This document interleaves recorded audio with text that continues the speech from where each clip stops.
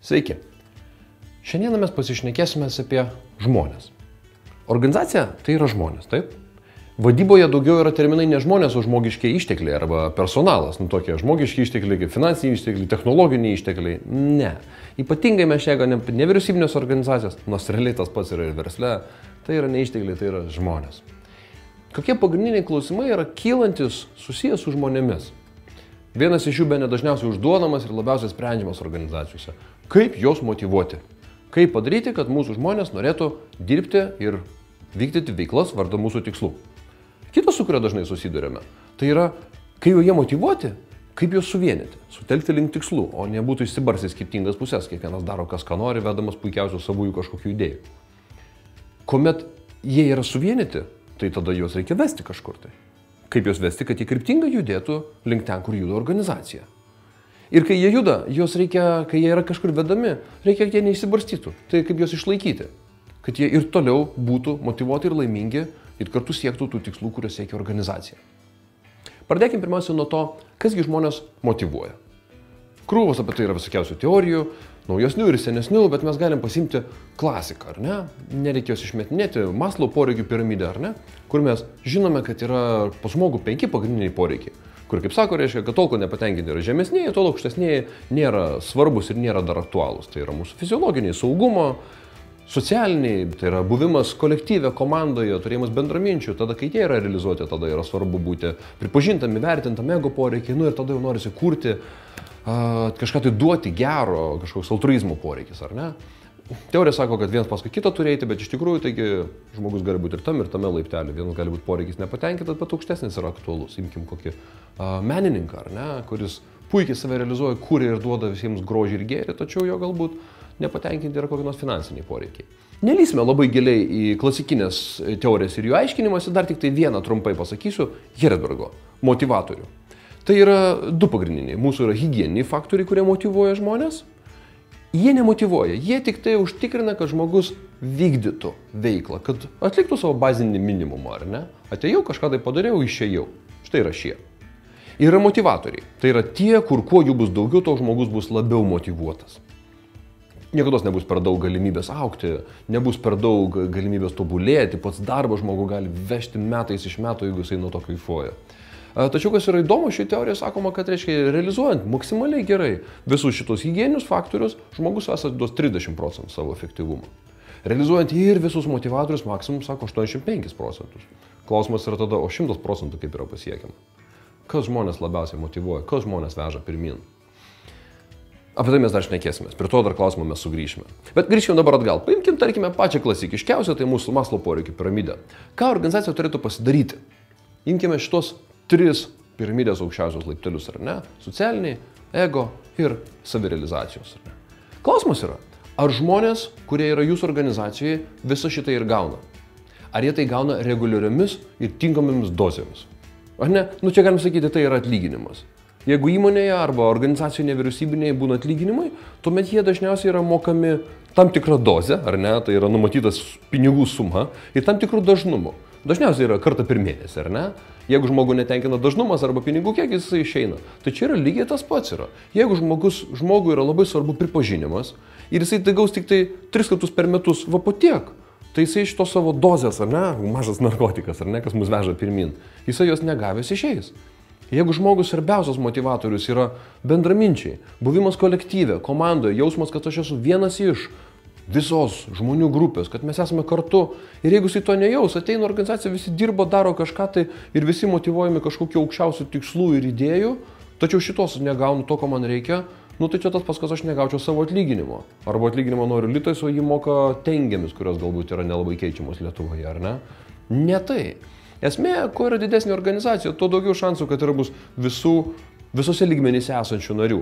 Tikslas yra, kad mes susiplanuotumėme, kokias priemonės galima padaryti, įdant žmonės, kuriems yra svarbiausia va šitie socialiniai poreikiai, jie tai gautų reguliariai, kiekvieną savaitę, nešnekant apie kiekvieną mėnesį.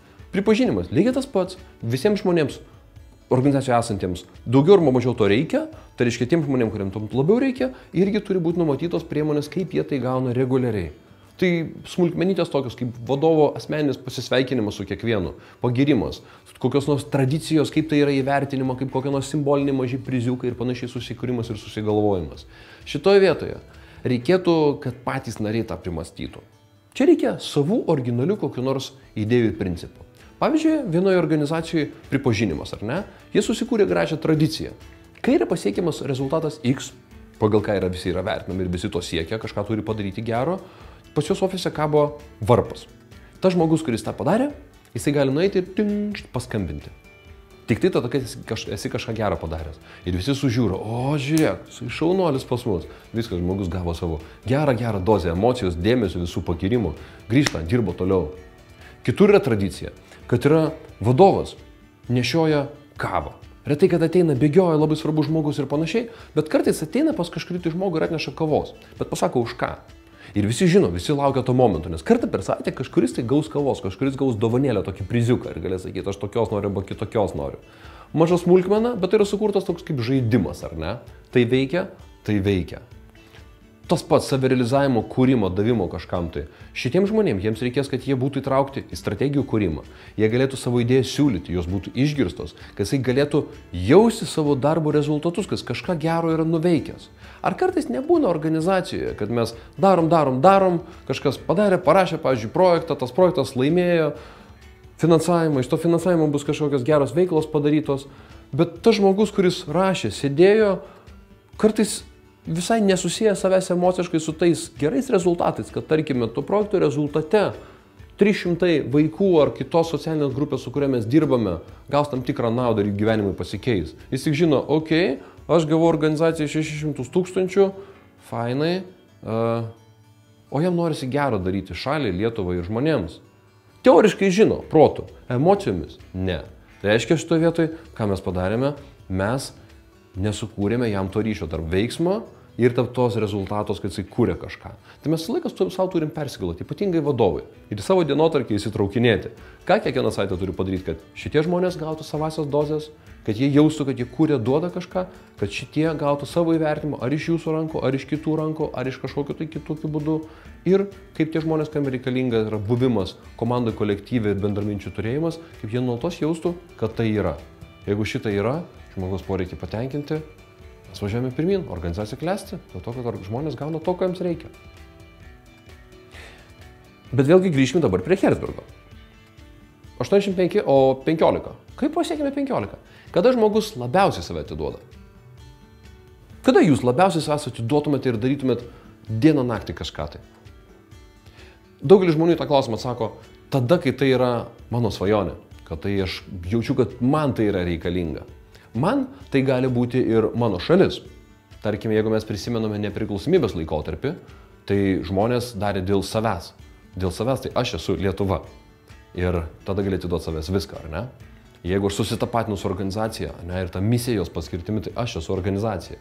Ir tada natūralu, kad aš duodu savęs viską. Bet tik tai, aišku, gal nebūtų labai sveika, jeigu žmogus, kiekvienas narys save pamirštų ir sakytų, aš esu organizacija, tik dirbsiu ir įsikvėpsiu. Ne. Kiekvienas žmogus turi savo tikslus, savo svajonę, savo siekius kažkokius tai. Žmogus 100% savęs duos savosiam svajonėm, saviesiam tikslams. Tai svarbu organizacijai, kad mes žinotumėm ir mes dirbtumėm su dviem tikslais. Vienas tai yra organizacijos tikslai, svajonės, siekia, dėl ko organizacija egzistuoja, paskirtis, vizija, misija, net tame yra. Iš to pusės kiekvieno nario tikslai. Jie turi dėrėti. Jeigu jie nedera, mums bus nepakeliui. Žmogus gaus tik tai kažkokią tai mažą dalį, okei, mes jį labai motyvuosim pagal Herzbergą ar ne, iki maksimum 85%, bet nebus dar tobulas. Tobuliausias žmogus yra tas, kurio asmeninė svajonė yra pakeliui su organizacijos svajonė. Ir jie eina kartu, organizacija savo pasiekia, žmogus savo kažką pasiekia, kažkur keliai išsiskiria. Kaip šitai galima būtų derinti? Šitoje vietoje puikiai galėtų dėrėti vadovavimas su coachingu, su ugdymu. 3 klausimus, kuriuos galim būtų padėti žmogui išsispręsti savo. Šiek tiek nusimkim savo kaip vadovo kepurės, jeigu kažkas esate vadovai. Ir būkim tie, kurie esame ugdytojai, coacheris, ar ne, kuris neutraliai klausinėsi, tinkamą formatą pokalbio sudėliosi taip, kad žmogus galėtų išsigryninti savo. Padėkime žmogui išsigryninti, kasgi jam yra svarbiausia asmeniškai, ne organizacijai. Jo vertybės. Tarkim, tai gali būti kūryba, gamta ir, pavyzdžiui, atsakomybė, ar ne? Gali būti toksai komplektas vertybių. Tiekas dalykai žmogui patys svarbiausia gyvenime. Jo, reiškia žmogus tai įsigryninęs. Bent jau viena teorija sako, kad žmogus laimingas tada, kuomet visur realizuoja maksimaliai savasias vertybės. Reiškia lygiai taip pat, kuomet organizacijų tai realizuos, galės kurti, galės nešti atsakomybę ir kuomet dirbs vardant gamtos, bus laimingas ir motyvuotas.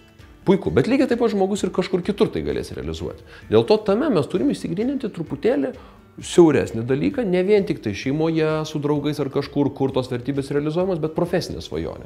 Kur tu norėtum būti po 3, 5, po 10 metų? Grinai savo socialinėje arba profesinėje veikloje.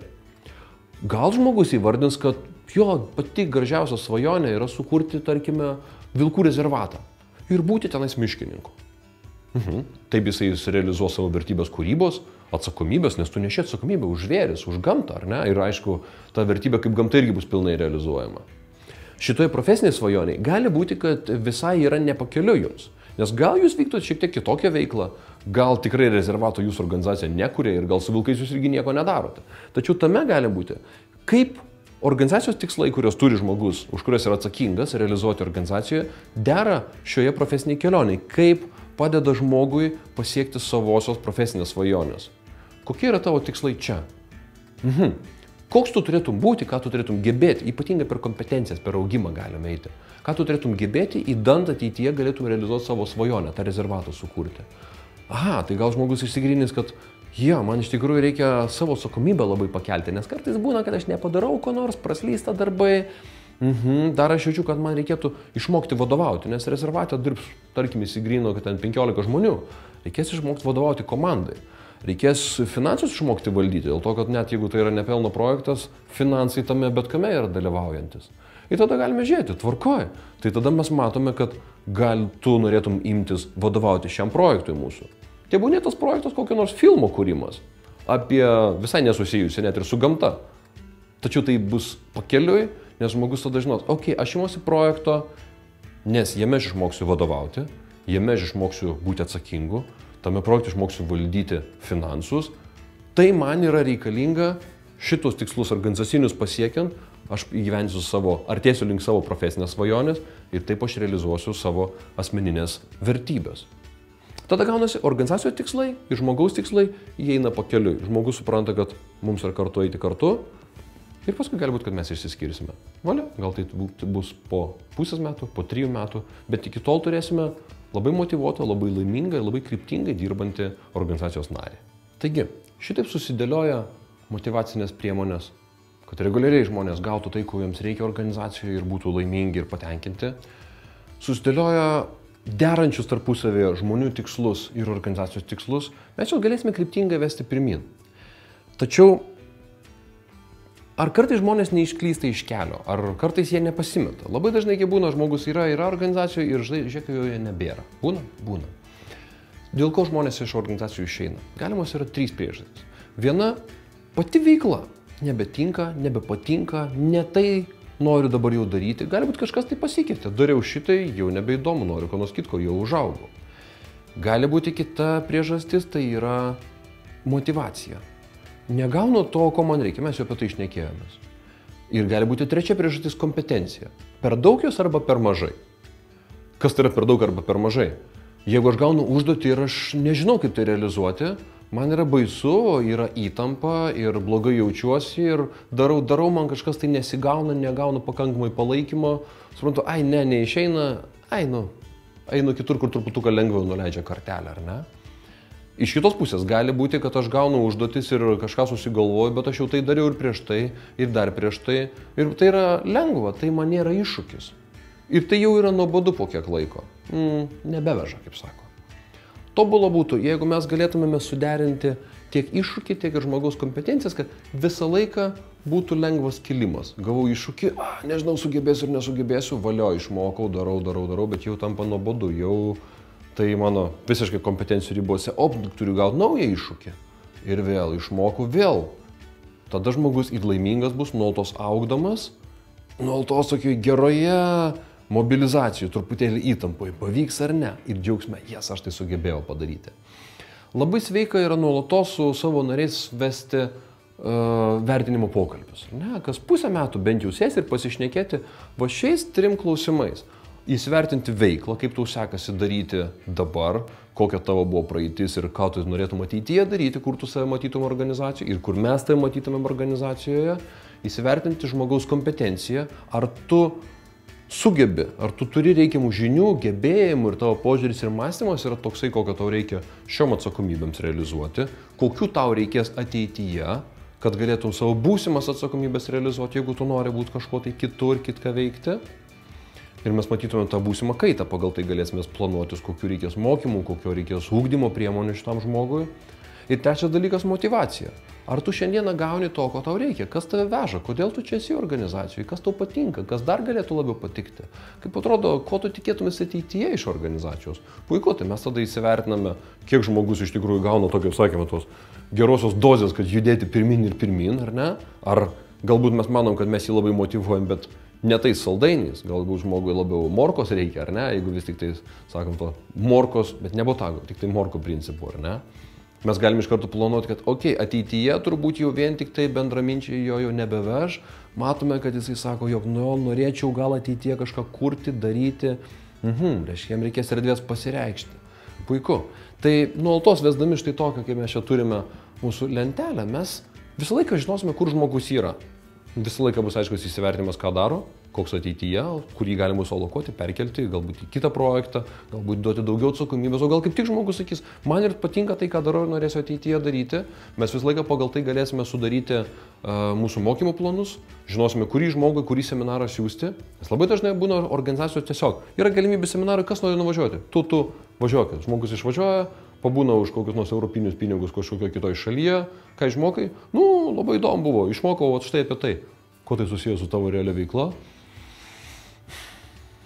Krūvas pinigų ir laiko yra iššvaistoma. Aišku, tai yra labai smagu ir linksma. Bet ar iš tikrųjų efektyviausiu būdu mes panaudojame visas mūsų turimas galimybės? Ir aišku, mes visą laiką žinosime, kas žmogų motyvuoja dabar, galėsim planuoti, ko dar reikia ateityje.